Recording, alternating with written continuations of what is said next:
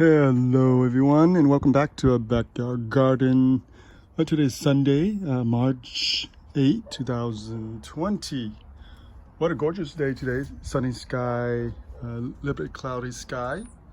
And the weather forecast for next week is going to be cold and heavy rain. Well, today I want to come out here and do another update for you guys. I'm prepping up for the spring season.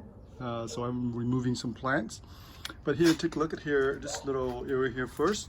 Here are some of my beets. I think the varieties is Detroit beets, red, I think. They are popping up everywhere now. They've been growing for the last maybe 2 weeks.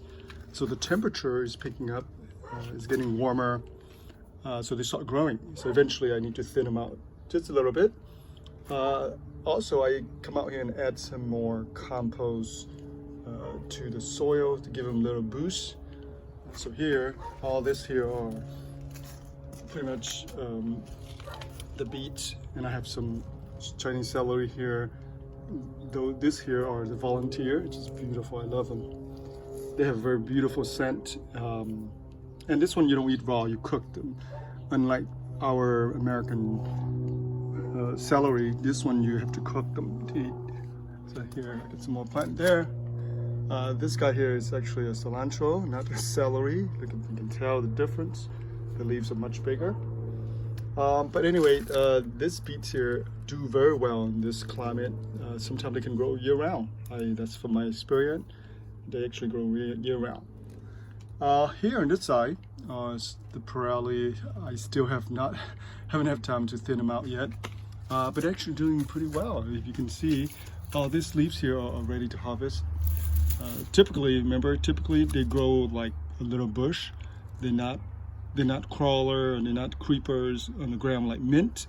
They are like a little bush. So you do need to thin them out. But so far, like I say, they've been doing just fine. The leaves can be much bigger than this, so twice as big as this. But this is fine. You can actually harvest them. Oh, here's another celery plant right here in the back. Look at that.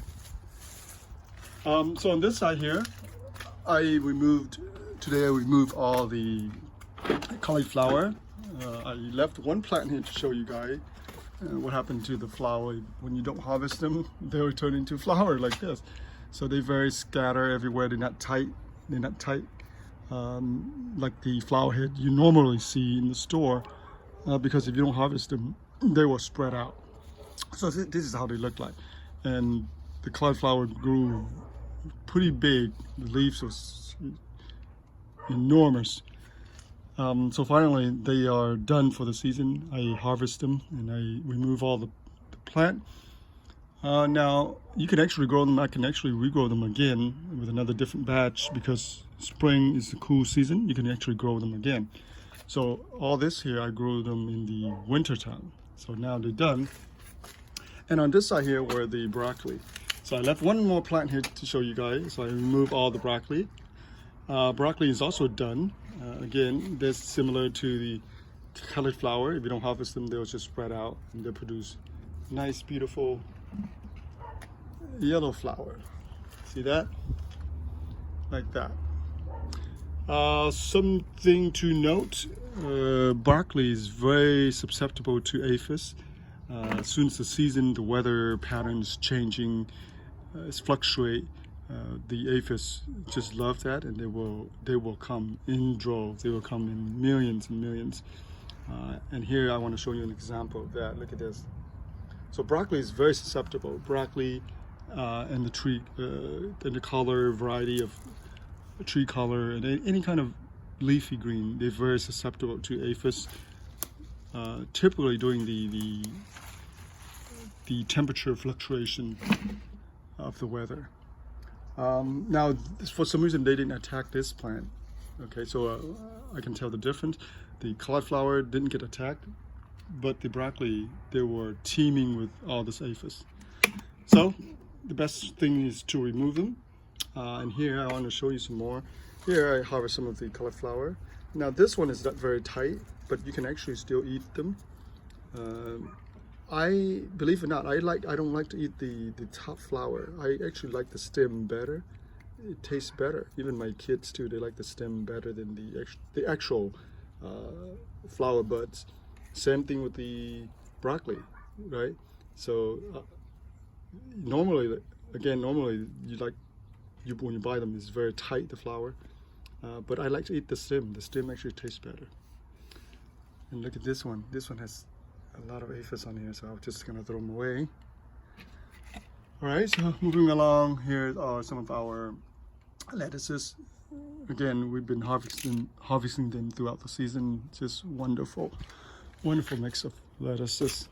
They're easy to grow, and they just grow like wild. Here is the tree color. I also harvesting a lot of leaves here, but you can see as soon as the weather turns, they are also very susceptible to aphids. So what I would do with this is I just gonna get some water and spray them off. Look at that, how nasty that is. You see that? And typically they're under the bottom of the leaves because it's nice and cool. Look at that right there. Right there. So I just get some water and just blast them off. And then I will remove some of this chili here. The mint is doing excellent here.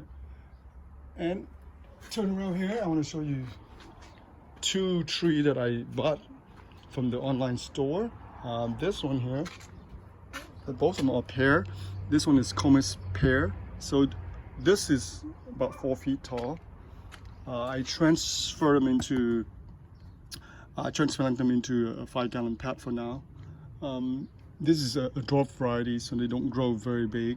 And eventually I will transfer the tree to maybe like 30-gallon, like that, those gigantic ones. Okay, so I want to show you one more here. So this one here is the dwarf pear. And this one's, the flower buds are coming. So pear and peach and apple, they need a certain amount of hour of freezing or cold in order to do well. And once the spring temperature picks up, they will produce the leaf, and all the buds here, you can see here, are swelling up. So the flower comes out very beautifully. Look at that. And then the leaves will comes out. So this is another dwarf variety that can grow. They're about 4 feet in a 5-gallon now. So eventually I'll transfer them over to a bigger gallon, like one of those. And right now I'm using them for a compost bin. So all the leaves that all the cauliflower and the broccoli I removed, they'll go in there for compost. Okay. Again, and when you bought the online the tree, they come in bare root. It's very nice. So they wrap them up in the bare root in hay and nice and moist root systems are nice and intact, and they're shipped to you like this. Okay, and look at my cherry moya tree. Look at that. So the springtime is here. As you can see, the leaves are coming out. Right, that's the signal that it's here. But next week we have a very the storm is coming. That's what the weather forecast, and we're gonna have heavy rain and potentially a dip in weather. So I don't recommend you plant anything like cucumber, squash, any of that. Tomato might be all right, but you still need to protect it overnight just in case it gets too cold, just in case the frost comes in. And the nursery is already selling some of the plant, like tomato. But again, they kind of instruct you to protect it at night, just in case it gets down to 40+ degrees. Then it might, it might kill your plant. All right, so that's it for our video for today, the update for today. I want to show you one more actually. So here's the basil, as you can see here. It's just beautiful. They are done for the season. Obviously, they are during the winter. They don't do so well. They don't do too well, but they are going to seed. So I just let them be for the season. All right, they're done for the season. Alrighty, that's it for our video for today. Let me get back to work. Let me continue to add more compost and fertilizer to this patch of soil here. And for this guy here, I will add some fish fertilizer to give him a little boost. And I won't be watering this very much today because, again, the rain forecast is coming, heavy rain is coming. So we are preparing for the heavy rain downpour. All right, but thank you for watching, and please subscribe to our channel. Please post a comment if you like, and we'll see you back. Thank you for watching.